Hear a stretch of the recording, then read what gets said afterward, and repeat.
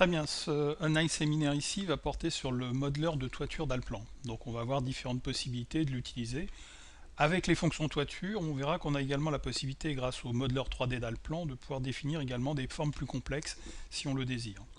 Là on va commencer vraiment par les cas les plus simples. On va partir pour ça sur 4 exercices. Une toiture monopente, une toiture 2 pentes, une toiture 3 pentes, une toiture 4 pentes.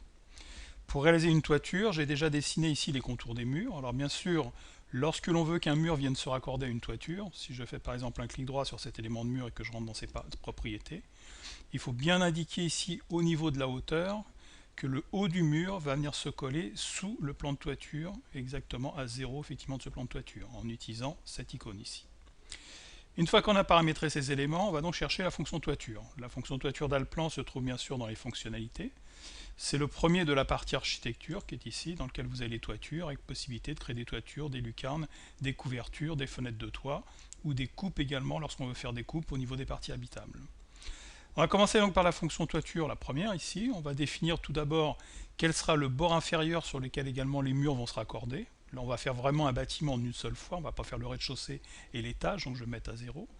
Quelle sera la rase supérieure de la toiture, en fait la ligne de gouttière, la ligne d'égout, que je vais mettre à 3 mètres ici, et quelle sera ici la pente de la toiture. Une fois que j'ai défini ces éléments, je vais donc zoomer effectivement sur la partie qui m'intéresse, et pour gagner du temps également dans la sélection, je vais indiquer au logiciel que je veux effectivement créer cette toiture en une seule fois, avec par contre un débord. C'est-à-dire que je veux un débord, et là ce que je veux, c'est un débord effectivement identique sur le pourtour de ma toiture. Je vais donc dire que effectivement ce débord va être par exemple de 20 cm ici. J'indique ces 20 cm. Je viens, grâce à cette fonctionnalité qui est à cet endroit-là, indiquer maintenant au logiciel que je veux que ma couverture suive la ligne de cet élément avec 20 cm de débord. Et vous voyez, il m'a créé effectivement mes 20 cm de débord absolument dans tous les sens ici. Et à la fonction ici de point de passage, je vais indiquer une inclinaison. Je vais dire au logiciel, je veux effectivement que ma toiture soit inclinée par rapport à cet élément-là. Je valide et on peut voir effectivement que le logiciel a incliné ma toiture. Alors ce que l'on se rend compte également ici, c'est que vous voyez le logiciel a fait ici un plat sur cette partie-ci. C'est parce qu'en fait, au niveau de ma création de toiture, et donc on va revenir, on va réeffacer à nouveau cet élément, je vais revenir prendre à nouveau ma fonction qui est ma fonction de toiture ici, voilà au niveau de la création. Là vous voyez, il y a la ligne supérieure maximum, c'est-à-dire que là j'ai dit au logiciel que lorsque j'allais créer une toiture, c'est la monopente ici, et bien je voulais que ma toiture puisse suivre effectivement ma pente, mais arriver à 10 mètres, elle vient effectivement s'arraser. Si je ne le veux pas, je vais mettre par exemple 20 mètres cette fois-ci, on va mettre un paramètre beaucoup plus important.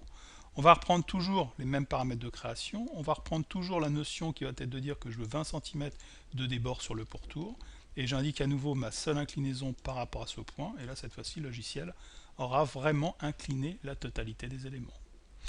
Voilà pour la monopente. Le 2 pans maintenant, on va venir ici sur la partie 2 pans, on va reprendre les mêmes paramètres de toiture, toujours avec cette fonction effectivement de recherche automatique de contour et la distance ici de débord de 20 cm. Je me positionne sur un des bords du mur. Alors là, ce qui est important bien sûr, c'est que si je me mets ici sur le mur du haut, je vais indiquer en premier point la face extérieure du mur, puis après je vais cliquer un point n'importe où vers l'extérieur, au-dessus. Si je m'étais mis plutôt sur le mur du bas, eh bien je serais venu toujours par rapport à la face de mon mur ici, mais le deuxième point aurait été mis plutôt à l'extérieur vers le bas. Si je m'étais mis maintenant sur une partie gauche ou droite, de la même manière, j'aurais cliqué sur ce point ici, et le deuxième point, je l'aurais décalé juste à côté. D'ailleurs, on peut le faire, je demande au logiciel de venir effectivement refaire la même fonction.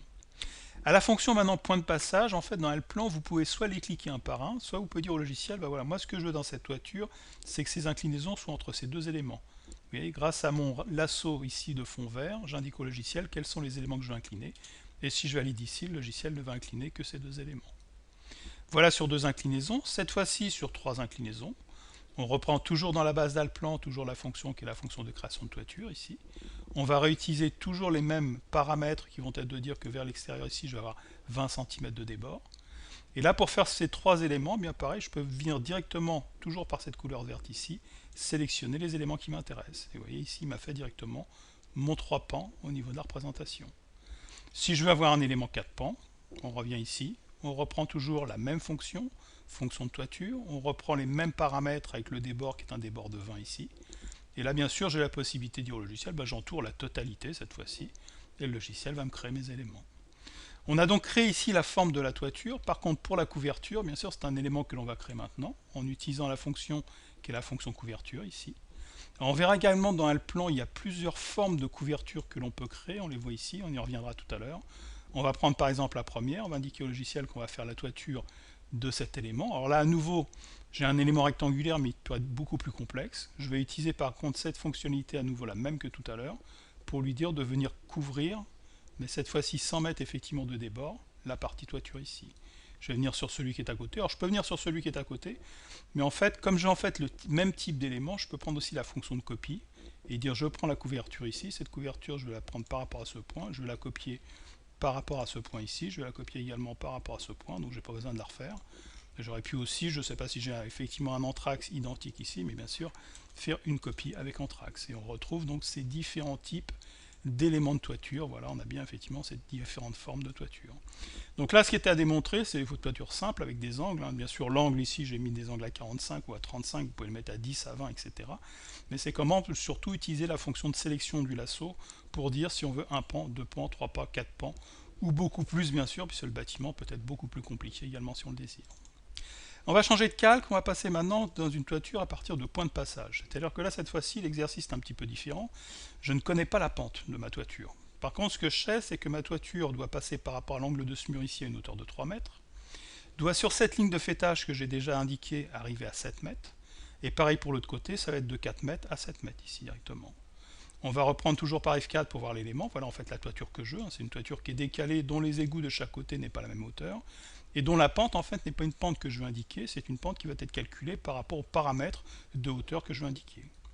Je reviens donc à cet endroit-là, j'indique au logiciel que je vais faire effectivement ma toiture, donc on revient toujours dans la fonction de toiture.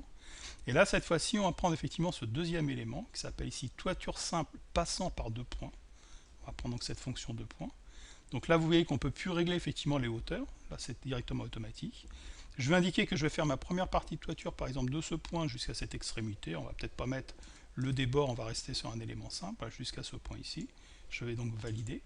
Le logiciel va me demander maintenant de lui indiquer le point numéro 1. Je veux dire qu'en fait, à cet angle ici, je veux passer une hauteur de 4 mètres. Et sur ce point qui est ici, je veux passer une hauteur qui est une hauteur de 7 mètres.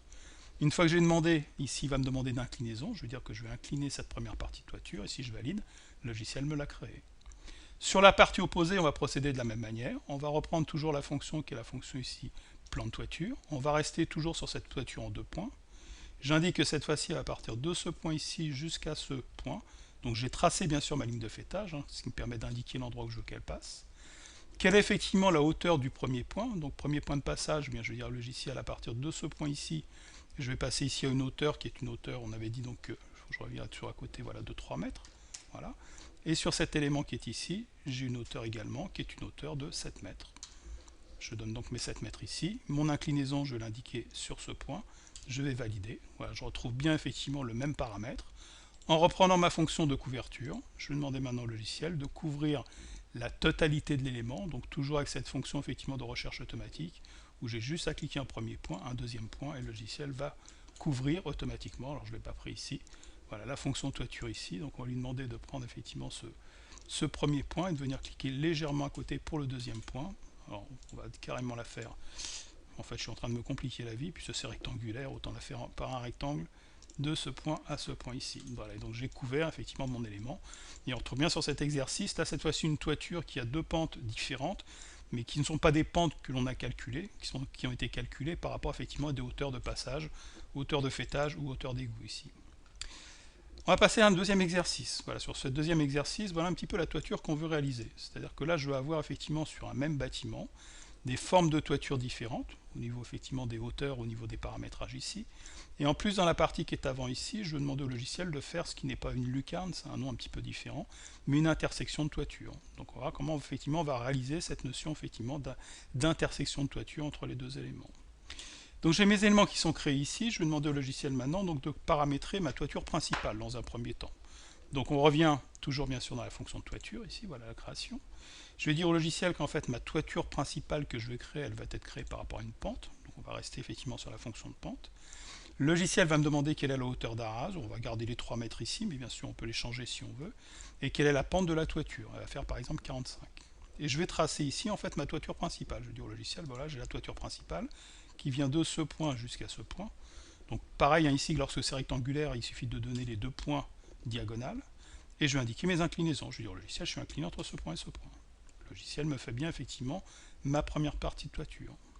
Sur la deuxième qui est à côté, là je veux effectivement une toiture qui soit un petit peu différente au niveau de sa forme. Donc on va revenir toujours dans les paramètres, puisque bien sûr on peut réintervenir dessus.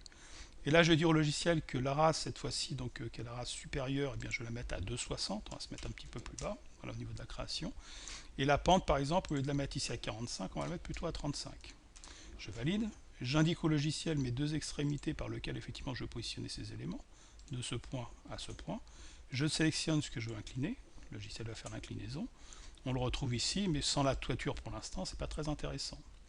Maintenant, ce que je vais faire effectivement, c'est cette partie que l'on peut voir à cet endroit-là.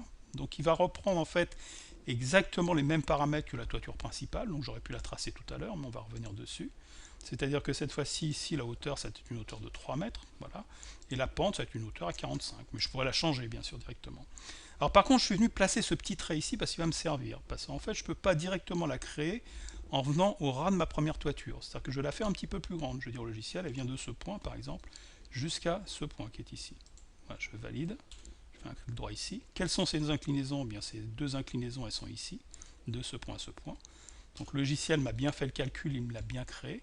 Alors là, j'ai volontairement exagéré, hein. J'ai fait une ligne qui est très importante, mais elle peut être beaucoup plus petite.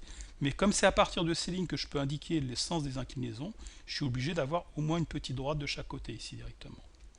Une fois que cet élément est créé, on va donc créer la couverture. Donc on va reprendre à nouveau la fonction qui est la fonction de couverture ici.